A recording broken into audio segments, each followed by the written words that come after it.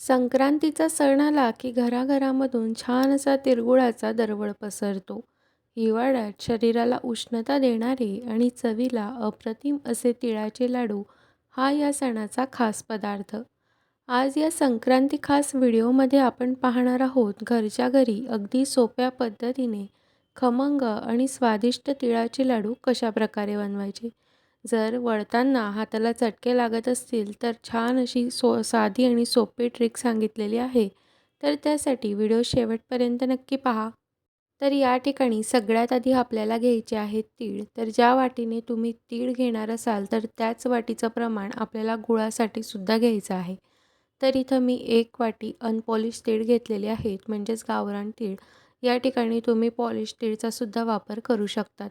त्याच वाटीने मी इथे 1 वाटी गूळ घेतलेला आहे. या ठिकाणी तुम्ही साधा गूळ किंवा चिक्कीचा गूळ वापरू शकता. त्यासोबतच इथे मी पाव वाटी छान टरफलं काढून शेंगदाणे भाजून छान असे घेतलेले आहेत. आणि सोबतच 1 चमचा तूप लागणार आहे आणि 2 चमचे आपल्याला पाणी लागणार आहे.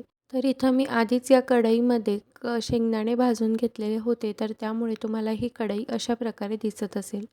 तर आपल्याला आता तीळ छान अशी फुलेपर्यंत म्हणजेच तडतड आवाज येईपर्यंत आपल्याला छान अशी तीळ मस्त अशी भाजून घ्यायची आहे. कारण की ह्या तीळ भाजण्यावरच आपल्या तिळगूळ किंवा तिळाचे जे लाडू असतात, तर त्याची संपूर्ण चव डिपेंड असते. त्यामुळे छान जेवढं शक्य असेल तेवढं जाड बुडाच्या कढईमध्ये आणि छान मंद गॅसवरती आपल्याला अलट-पलट करून छान अशी तीळ भाजून घ्यायची आहे.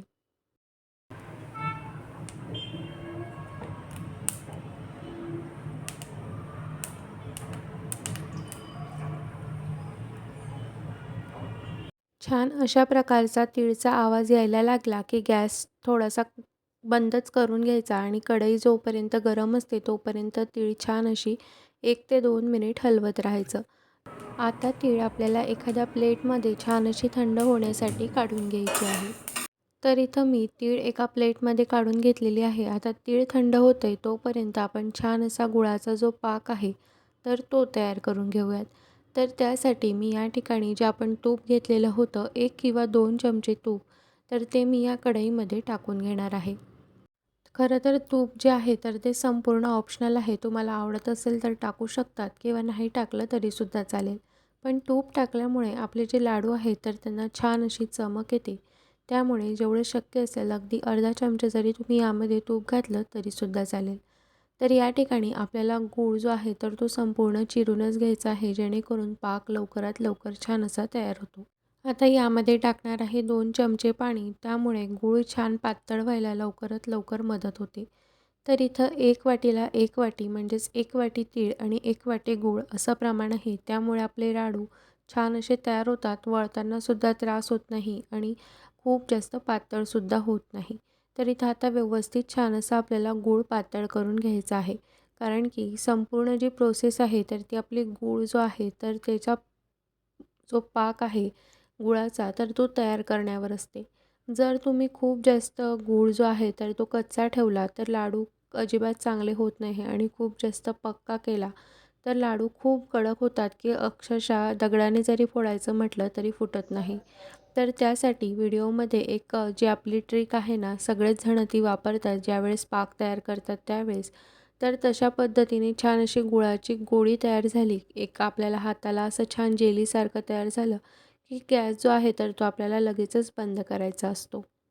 तर आता इथं संपूर्ण गूळ जो आहे तर तो छान असा मेल्ट झालेला आहे. तर त्यासाठी मी या ठिकाणी घेतलेलं आहे एका वाटीमध्ये पाणी आणि इथे आपल्याला अशा प्रकारे गूळ जो आहे तर तो चेक करून बघायचा आहे की छान असे लाडू आपले तयार होतील की नाही. तर इथं ना हाताला थोडंसं असं चिपकत होतं. त्यामुळे मी आणखी 1 ते 2 मिनिट गूळ छान असा पातळ करून घेणार आहे. जेणेकरून आपला जी गोळी आहे ना तर ती इझिली अशी छान अशी तयार होईल आणि अजिबात हाताला वगैरे चिपकणार नाही. खूप जास्त आता करायची गरज नाही आहे. फक्त पुढचा 1 ते 2 मिनिट छान असं व्यवस्थित मिक्स करून घ्यायचं. 1-2 मिनिट झालेली आहे. तर आता परत आपण अशा प्रकारे छान असा गोळी तयार होते का? तर ते चेक करूयात. तर इथं तुम्ही बघू शकता अगदी मस्त अशी आपली गोळी जी आहे तर ती तयार झाली. अजिबात हाताला वगैरे चिपकत नाही आहे. आता ह्या स्टेजला आपल्याला गॅस जो आहे तर तो बंद न करता जे आपण तीळ आणि जे शेंगदाणे आपण छान असे ओबड कुटून घेतलेले होते तर ते यामध्ये टाकून घ्यायचे. शेंगदाणे तुम्हाला आवडत असतील तर टाका, पण नाही किंवा नाही टाकले तरीसुद्धा चालेल. शेंगदाणे आणि तीळ टाकल्यानंतर लगेचच आपल्याला जे आहे तर गॅस बंद करून घ्यायचा आहे. जर गॅस खूप जास्त वेळ चालू ठेवला तर काय होईल, की हे जे आहे तर हे कडक बनायला सुरुवात होते. त्यामुळे लगेचच आपल्याला जे आहे गॅस बंद करून घ्यायचा आहे. तर आता इथे या ठिकाणी तुम्ही बघू शकता मस्त असं खूप जास्त पातळ पण नाही आणि खूप जास्त घट्टसरसुद्धा नाही. असं व्यवस्थित आपला पाक आणि ते छान असं मिक्स झालेलं आहे. तर आता सगळ्यात मेन पार्ट येतो ते म्हणजेच लाडू वळण्याचा. तर लाडू वळायचे असतात ते आपल्याला खूप गरम असतानाच लाडू वळावे लागतात. नाहीतर थंड मिश्रण जे आहे तर ते थंड झाल्यानंतर अजिबात लाडू वळले जात नाही. तर अशा वेळी ना आपण एकटेच असू तर मग काय होतं की जास्त प्रमाणात असतात आणि लगेचच जे मिश्रण आहे तर ते थंड होतं आणि हाताला प्रचंड गरम लागतं. अगदी पाणी लावा, काही लावा तरी गरम तर लागतंच लागतं. तर अशा वेळी काय करायचं, एखाद्या ताटामध्ये अशा प्रकारे ना चमच्याच्या मदतीने आपल्याला ज्या आकारामध्ये लाडू वळायचे आहेत, तर तशा प्रकारे तुम्ही छान अशा प्लेटमध्ये एखाद्या टाकून घेऊ शकता. अगदी सगळं मिश्रण टाकून घ्यायचं. पटापट जर टाकलं आणि पटापट जर एका साईडला जे तुम्ही पहिले सगळ्यात आधी प्लेटमध्ये जे आहे तर ते टाकलेले होते, तर ते सगळ्यात आधी वळायला सुरुवात करायची. अजिबात हे एवढे जे एवढ्या प्रमाणामध्ये आपण तयार केलेले आहेत ना, तर ते अजिबात गार वगैरे काही होत नाही. त्यांना आपण ज्या प्रकारे आकार देऊ, तर तशा प्रकारे त्यांना आकार तयार होतो. आणि तरीसुद्धा काय होतं, की सुरुवातीला आपल्या हातानं थोडं तरी भाजतंच. तर त्यासाठी या स्टेजला आपल्याला हाताला थोडं म्हणजे खूप जास्त पाणी नाही लावायचं. अगदी थोडंसं पाणी हाताला घ्यायचं आणि पुसून घेतलं तरीसुद्धा चालेल. नाहीतर मग काय होतं, की जे आहे ना, तर ते लाडू असे थोडेसे चिवटसारखे होतात हाताला पाणी लागल्यामुळे किंवा हाताचं पाणी लाडूंना लागल्यामुळे. आणि इथंसुद्धा तुम्हीसुद्धा बघू शकता अगदी इझिली जे आहे तर गोल असा लाडू वळला जातोय. अजूनसुद्धा तुम्हाला खूप जास्त गरम वाटत असेल ना, तर अजिबात टेन्शन घ्यायचं नाही. पटापट असे थोडासा त्यांना छान असा गोलसर आकार येईल असे वळून घ्यायचे आणि त्यानंतर मग परत एकदा त्यांच्यावरनं हात फिरवून घ्यायचा म्हणजे त्यांना छान असं गोलसर करून घ्यायचं. मस्त असे अगदी झटपट असे आपले लाडू तयार होतात. बघू शकता तुम्ही एवढ्या प्लेटमध्ये आणखी अजून एका प्लेटमध्ये मी संपूर्ण जे मिश्रण आहे तर ते अशाच प्रकारे काढून घेतलं होतं. तरीसुद्धा ते आपलं मिश्रण जे आहे तर ते छान असं नरम आहे. तर अशा प्रकारचं जर तुम्ही ट्रिक वापरली ना, तर अजिबात हाताला भाजतसुद्धा नाही. असं वाटतसुद्धा नाही खरं तर, की आपण तिळाचे लाडू वळलेत की काय. नाहीतर मग काय होतं, की हात संपूर्ण जे आहेत, तर ते खूप लालसर होतात. म्हणजे खूप म्हणजे अक्षरशः हाताला चटकेच बसतात. खरं तर माझ्या हाताला खूप जास्त चटके बसतात, कारण की गूळ आणि साखर जे आहे, तर ते भरपूर प्रमाणात कितीही झालं तरी गरम असतं.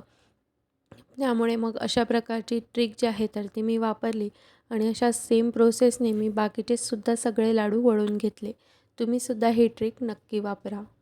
तर या ठिकाणी मस्त असे आपले गोल गरगरीत अजिबात हाताला चटका न लागता मस्त असे लाडू आपले तयार झालेले आहेत. तर अशा पद्धतीने एकदा नक्की करून पहा. तुमचेसुद्धा लाडू मस्त असे छान तयार होतील. तर तुम्हाला हा व्हिडिओ कसा वाटला ते मला कमेंटमध्ये नक्की सांगा आणि व्हिडिओ आवडला असेल तर लाईक करा, शेअर करा आणि चॅनलवर नवीन असाल तर सबस्क्राईब करा. तर भेटूया पुन्हा अशाच एका छानशा नवीन व्हिडिओमध्ये. तोपर्यंत बाय.